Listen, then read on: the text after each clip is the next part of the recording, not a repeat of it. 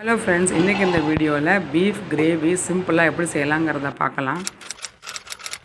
300 grams பீஃபுக்கு ஒரு 8 piece இஞ்சி பூண்டு, அதுக்கப்புறமா 2 பட்டை, 2 ஏலக்காய், 2 கிராம்பு, ஒரு 1/2 டீஸ்பூன் பெருஞ்சீரகம் எல்லாத்தையும் போட்டு மிக்சியில் அரைச்சி எடுத்து வச்சுக்கலாம்.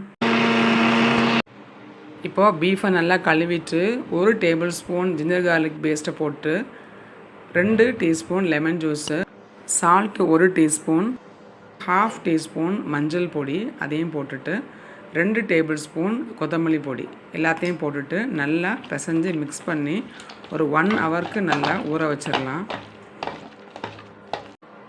இப்போ நல்லா ஊறிடுச்சு.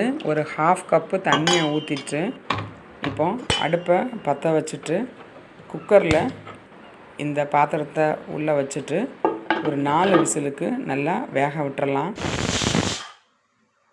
இப்போ ஒரு கடாயில் ஒரு டேபிள் ஸ்பூன் ஆயில் விட்டுட்டு ஒரு ஆனியனை கட் பண்ணி போட்டுட்டு நல்லா வதக்கிடலாம்.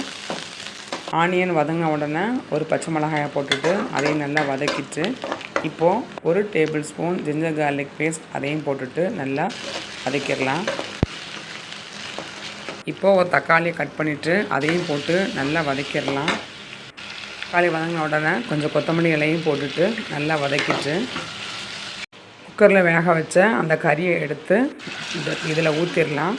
ஊற்றிட்டு நல்லா கொதிக்கட்டும்.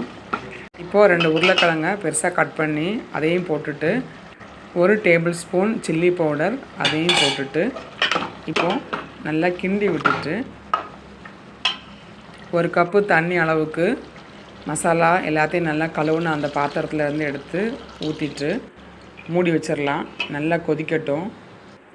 மசாலா எல்லாம் சேர்ந்து நல்லா தரன்னு கொதிச்சிருச்சு. ஒரு 2 தேங்காய் பத்தையை அரைச்சி அந்த பேஸ்ட்டை ஒன்றா போட்டு கலக்கி கொதிக்க வச்சிடலாம்.